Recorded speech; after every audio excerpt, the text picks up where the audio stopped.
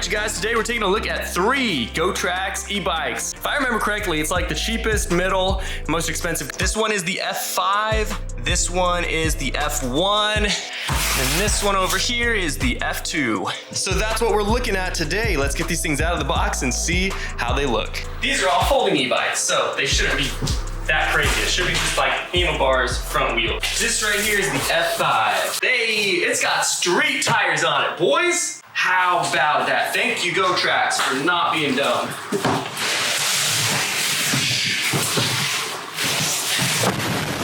Both wheels already installed, so this is gonna be a breeze to set up, man. The handlebar just slides right into place. Yes, I love these. I think we're good. Look at that.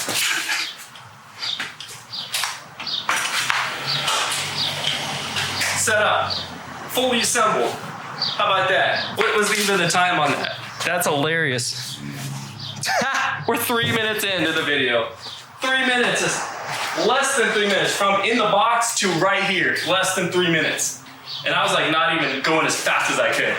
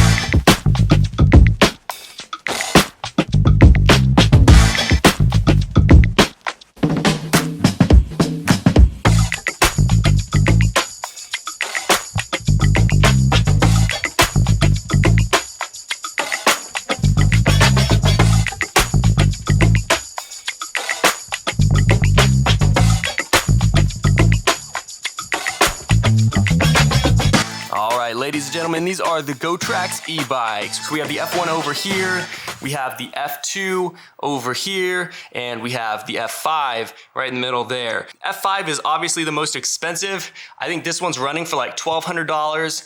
The F2 is running for about $900 right now, and the F1 is running for about $700 right now. So, so these are definitely more budget friendly. And as far as prices go, you guys can kind of see the difference in quality between the F1, the F2, and the F5. So let's just start off with the F1. It does have disc brakes, front and rear. Pretty simple e-bike. I do love, by the way, that these are all folding e-bikes. Even this step through, the F5 is a folding e-bike. It's so compact. You can take the handlebars off super easy, quick disconnect there, and then a quick latch right there, and you can fold these up and throw them in your car or whatever you want to do with them. Personally, my favorite style of e-bike, the foldable ones, you usually get some pretty good specs and pretty good torque out of them because they're light bikes, because they're designed to fold and there's not extra components or extra metal on the frame. They keep it light so it can fold. And just the portability of them, and just they're cheaper. Freaking folding e-bikes just typically come cheaper. I don't know why, because they're really enjoyable to ride. So that was the F1. Here's the F2.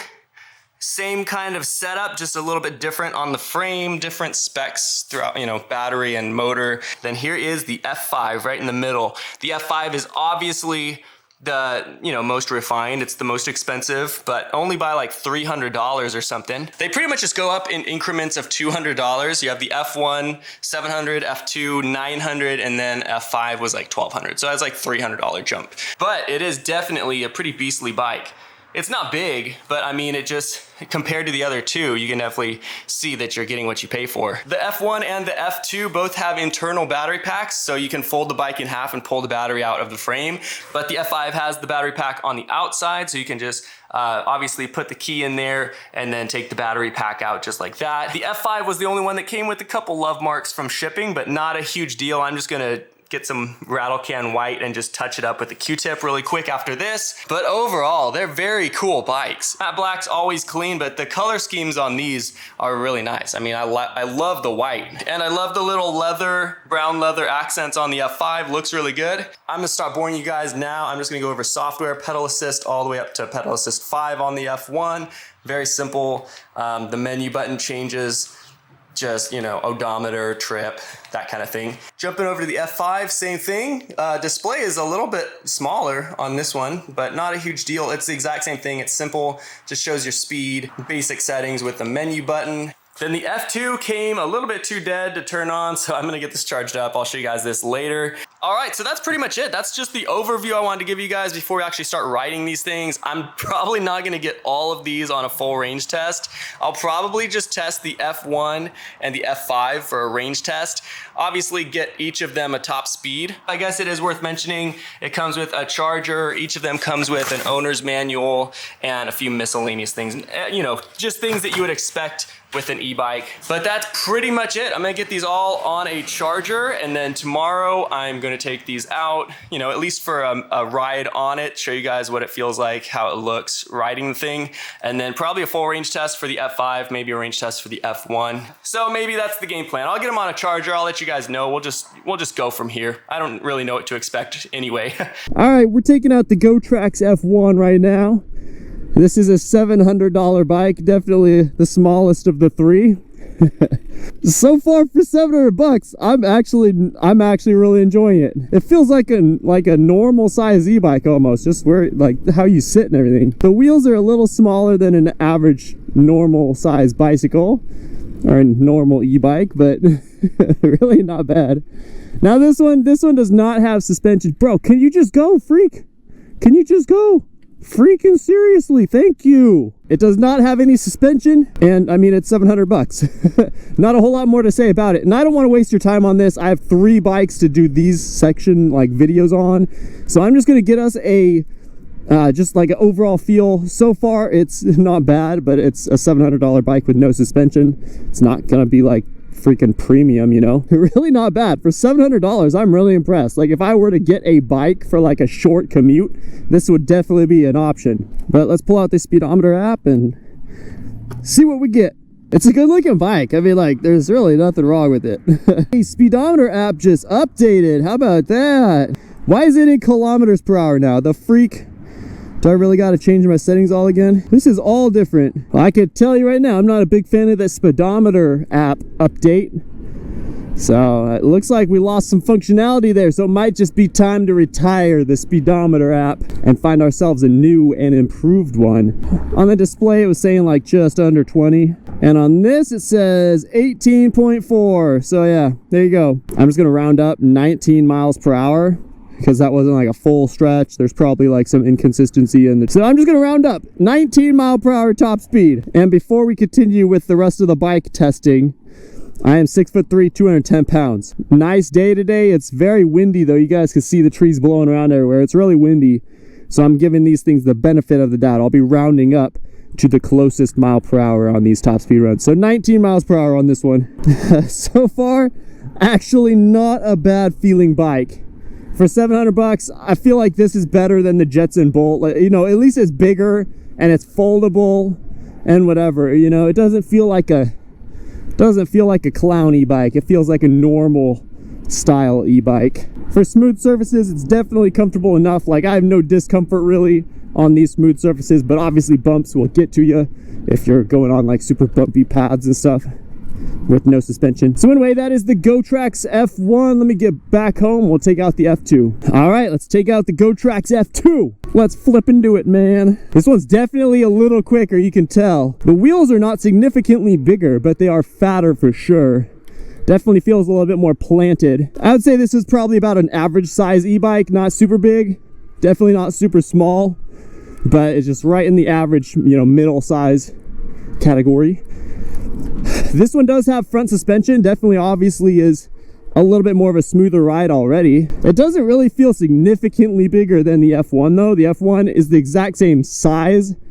You know, the frame is maybe a little bit smaller, but it's the same style, same exact layout. So far so good. I mean, this one is $900. So only $200 more than the F1. And basically you're probably just paying for front suspension and slightly thicker tires. Everything else looks basically the exact same. The frame is a little bit different, but you know, that's just because it is a slightly different frame. My opinion, $200 is definitely worth front suspension. It's, you know, it's exactly what you'd expect for a cheaper type e-bike. This is only $900. That's less than $1,000, guys, with decent specs and suspension. And decently torquey too, really not bad. Really not bad. I could definitely tell it's limited right at 20. I'm wondering if I can just unlimit it really quick. All right, let's see, plus and minus. I'm just gonna hold those down. There we go. Kilometers. Oh, let's crank that bad boy up. Let's go. 40 kilometers per hour. And then I can also unlimit the F1s because it is the same software. We are currently unlimited on this thing, so it should really crank us up to like low 20s maybe. We'll see. So the F1 did 18.4 miles per hour. I'm just gonna go ahead and not even reset that, and we'll definitely break that speed on this bike. So no, we're maxing out at 20. Maybe I didn't unlimit it. Yeah, 19.5. So we'll just go 20 miles per hour, and the speedometer is accurate, so that's always a good thing. Anyway, that is that for the Gotrax F2. Let's get this thing home and get the F5 on a ride. I can already tell the brakes are definitely the nicest on this one. And this is a $1,200 bike or so. All right, pedal assist 5. Let's freaking send this thing. This one's got a thumb throttle and a slightly smaller display there. Not a big deal at all. Definitely the best for the street for sure. These street tires are nice. It's real smooth. Brakes are really nice. They're really responsive. Now this bike is not significantly bigger than the other two. It does definitely have the thickest tires, and it does have the most substantial looking frame. Thickest frame for sure. It's got front suspension. It definitely feels like the most athletic of the three, that's for sure. And definitely the best looking as well. That's a fact right there. It definitely is the smoothest of the three, and it should be, obviously. It's $300 more than the F2, which is $200 more than the F1. Man, it's actually really smooth. Those street tires really do change how the bike just overall feels. There's like no vibrations at all. Maxing out about 20 miles per hour, it says, which feels about the exact same as the other ones. And I'm sure the software is calibrated just like the other ones, and so it's probably accurate. but we're gonna confirm that right now. Trust but verify. Cool. All right, so we theoretically should be unlocked now. Let's see what we get. 9. That's about as high as we're getting right there. So I'll pull over right here and see if we hit 20 or not. But all three bikes basically very similar top speed. The F1 was just under 19 miles per hour. And this one looks like it's just under 20. So I'm sure they all have a like very, very similar top speed. You're really just paying, the more you pay, the more comfortable the ride is. Similar top speeds, but you get a lot more bling for your dollar. 19 miles per hour on this one, so there you go. They're all basically the exact same. This one definitely feels the most well powered, so I feel like we might just be limited again, because it's definitely the most powerful. You could feel the power difference between this one and the F1, for example, but this one doesn't get a higher top speed, so at least it's a little bit more torquey, I guess. But yeah, now having ridden all three, it's basically you're paying, the more you pay, the more comfortable the ride gets. You get similar top speed, but you're just so much more comfortable on this one compared to the F1 or the F2. And just overall, the performance of this one's definitely better than the other two. I mean, just braking, just the steering, just everything feels a little bit more refined than the other two. Between the three models of Gotrax bikes that I'm testing today, it's real, like the mantra, you get what you pay for, is definitely like true in this case. So I think I'll probably just take the Gotrax F1 and probably the F5 on some form of a full range test. I'm just burning your guys' time. I want to respect your time. I know you don't want to watch every minute of this video. So I'll probably just do one or so and just get a feel for one or two of the bikes.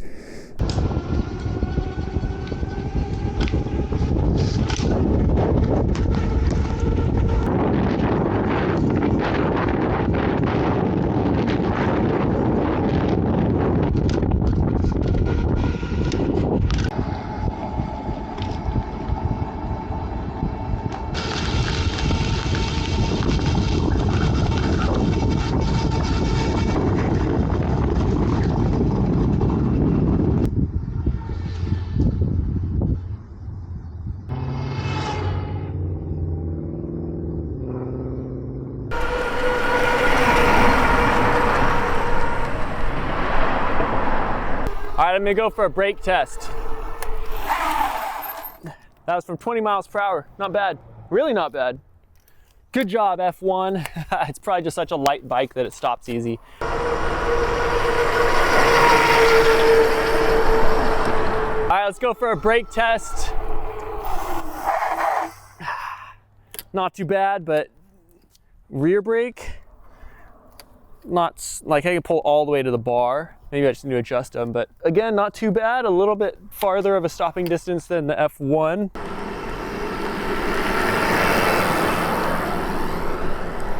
All right, and brake test the F5. Woo-hoo! That stops real quick. Shoot. Ha.